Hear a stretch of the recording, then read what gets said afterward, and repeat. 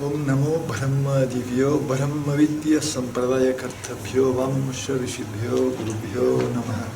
Om Shanti Shanti Shanti. Estamos ante una escritura, ante una conversación entre un maestro y un discípulo, ante un texto extraordinariamente sagrado, secreto, único, que puede llevar a aquel que lo digiere adecuadamente una total transformación de su vida, de lo que considera el mundo, de lo que cree ser, de lo que cree ser la realidad. Estamos ante un proceso de transformación, un proceso experiencial. No tiene ningún interés el estudio de la Bhagavad Gita como estudio, ninguno. El proceso yoico no es de conocer más, sino de conocer menos, de observar al conocedor, a aquello que está más allá de todo concepto y que hace que puedas conocer, que hace que puedas hablar, que hace que puedas disfrutar. Aquella presencia una que está detrás de toda experiencia. Dharma Kshetre Kurukshetre.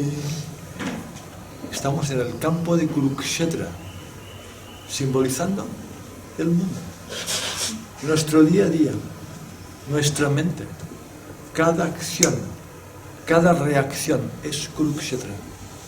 Y allí hay dos fuerzas, los Kurus y los Pándavas, dos ejércitos familiares entre ellos que se están peleando. Las tendencias sádvicas, las tendencias que buscan la divinidad, la perfección, lo sublime, lo ético, lo trascendente, y las tendencias que buscan lo inmediato, lo que no me hace crecer, lo que me limita. Y este Kurukshetra es parte de la vida externa, de cada acción, y parte de mi vida interna. Me puedo deleitar en pensamientos que no me llevan a ningún lado, o puedo arroparme con pensamientos que me elevan y me ayudan en el camino. Puedo tener compañías que sé que no me van a ayudar, o puedo buscar compañías que sé que su contacto me va a elevar. Constantemente este Kurukshetra está teniendo lugar. En este campo de batalla, ¿quién está narrando la Bhagavad Gita? Sanjaya. Como recordáis, Sanjaya es esta persona que tiene esta bendición de poder ver las cosas de muy cerca. Y Sanjaya está en una colina con Dhritarashtra, que es un rey ciego, el padre de los Kurus, el padre de uno de los dos bandos que están a punto de luchar. Dhritarashtra no puede ver y sabe que sus hijos seguramente van a morir en la batalla. Y le dice a Sanjaya: oh Sanjaya, cuéntame qué está pasando en el campo de batalla. Entonces el que narra es Sanjaya, porque Sanjaya ve las cosas de muy cerca. Puede estar, cuando Krishna habla, puede estar al lado de la boca, ve hasta su suspiro y su respiración, tiene este poder de verlo tan de cerca. Este es el narrador. Tenemos mucha suerte de tener un narrador así. El simbolismo detrás de esto. Antes del simbolismo, Arjuna, como recordáis en el primer capítulo, Arjuna es este kshatriya, este guerrero. Su deber es luchar por el bien de todos. Algunos diréis: luchar, malo; guerra, malo. No, en el mundo real, cuando una guerra es para una causa justa, es justificable. Si es para defender a los nuestros, para defender nuestra civilización, ¿qué vas a hacer? ¿Dejarte conquistar por fuerzas oscuras? Entonces, Arjuna es un príncipe y debe de defender no su ego. Él no lucharía, no lucha por él, lucha por el Dharma, por la corrección, porque si los Kurus gobiernan, si los Kurus ganan esta batalla, si ellos no quieren luchar y se van, el mundo decae. Arjuna tiene que luchar, tiene este deber, no por él podría no hacerlo. Y tiene un momento de desánimo. Observa a sus familiares, observa a los dos bandos, y le viene moha, confusión, tiene apego, tiene temor, entra en un estado de confuso y tira el arco. En este momento, Arjuna entra en un espacio donde necesita ayuda. Es un momento muy importante en todos nosotros en nuestro camino, donde notamos que nosotros mismos, por nosotros mismos, no tenemos suficiente lucidez. Arjuna se siente bajo esta capa de moha, de falta de visión, de apego, de dolor, y no ve con claridad. Y le pide a Krishna, que toma la forma del Guru, que le enseñe, que le guíe. La imagen es la siguiente. En el carruaje está Arjuna y está Krishna. Krishna es el auriga, el que lleva los caballos. Arjuna está con el arco y es el que tiene que luchar. Krishna no lucha. Hay unas riendas, hay 5 caballos y está el campo de batalla. El campo de batalla es el mundo, este instante.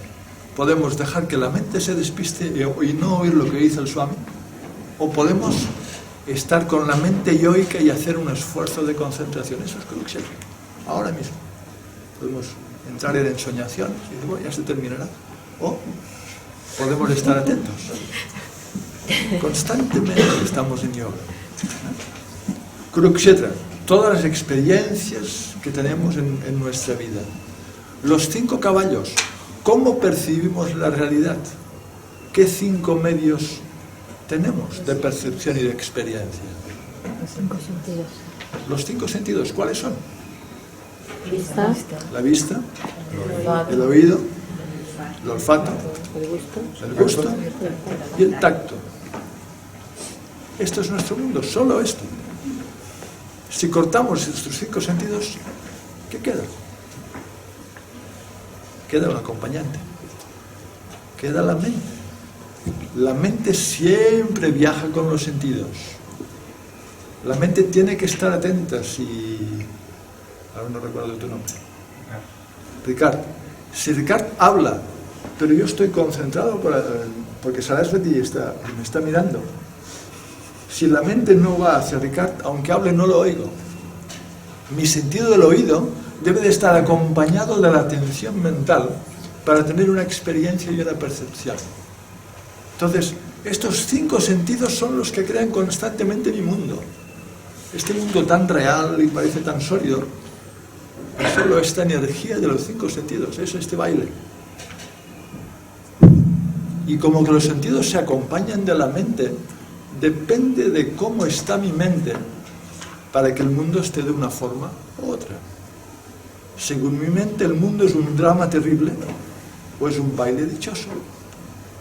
No depende de los objetos, depende de mi mente, que le da el color constante a todo, o la interpretación a todo lo que ocurre. Las riendas, un poco anterior a la mente, hay esta parte del antakarana, del órgano interno, que es el intelecto, la parte más luminosa, la parte que puede decidir, discernir, la parte donde el conocimiento puede expresarse. Y entramos en el carro. ¿Qué es el carro? El carro es el cuerpo, que está lleno de carros. Y dentro del carro, ¿qué hay? Dos personajes. No uno, no, dos. Esto no lo sabíais, que hay dos. Arjuna. ¿Quién es Arjuna? El Jiva. La conciencia de que soy Satyananda, de que soy Rama, de que soy Shivani, de que soy Arjuna o María. Cada uno con sus impresiones, con su mente, con sus conceptos, con su karma, con este montón de asociaciones, papá, mamá, mi hijo, mi amigo, mi enemigo. Todo esto es el Jiva, todo este jaleo tremendo es el Jiva. ¿Sí? ¿Lo conocéis? Y al lado está Krishna, y el Jiva está luchando, cuidado. El Jiva tiene una tremenda batalla. Y al lado está Krishna, que no lucha, es el testigo, la conciencia pura, y es lo que queremos descubrir en nosotros, este Krishna.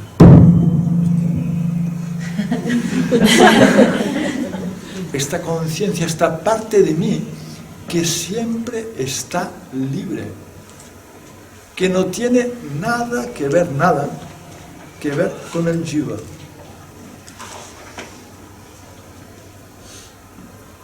Y esto que descubriría en mi corazón sería lo que descubriría Nityeshwari en su corazón, o Yogeshwari en el suyo, o Guiomar en el suyo. Es la conciencia una, siempre perfecta, no tocada, plena en sí misma, dichosa, indescriptible, independiente del personaje. Entonces, ¿qué le ocurriría al Jiva cuando reconoce que en el carro existe este Krishna, existe esta conciencia? Que lucha sin luchar, habla sin hablar, piensa sin pensar, disfruta sin disfrutar, sigue bailando, pero permaneciendo en la libertad de aquello que es trascendente. Ahora el Jiva, cada acción que hace, cree que es su acción.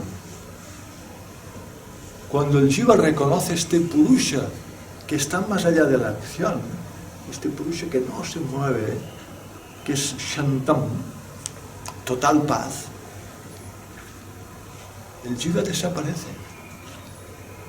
Y el Jiva dice, Shivoham, yo soy Shiva, yo soy el absoluto, yo soy la conciencia suprema. Esto como introducción, pero no solo como introducción, sino esto es el hilo. ¿Para qué estamos aquí? Para este reconocimiento. No estamos porque hacemos un curso de yoga, esto es periférico.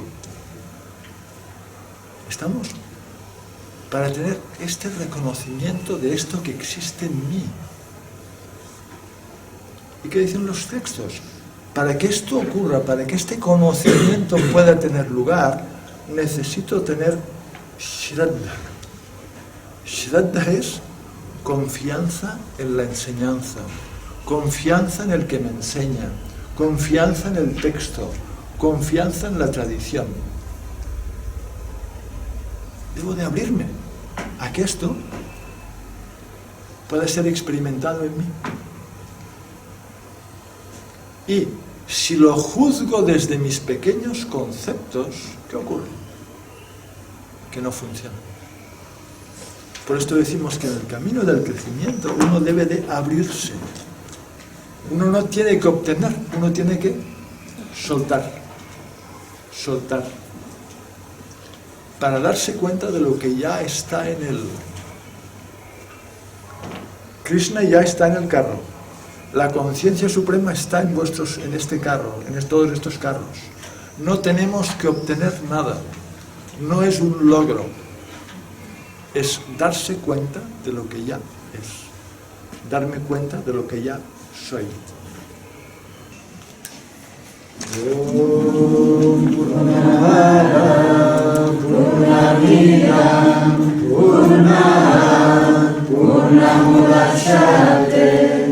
Purnasya Purnamadaya Purnameva Vashishyate Om Shanti Shanti, Shanti, Shanti.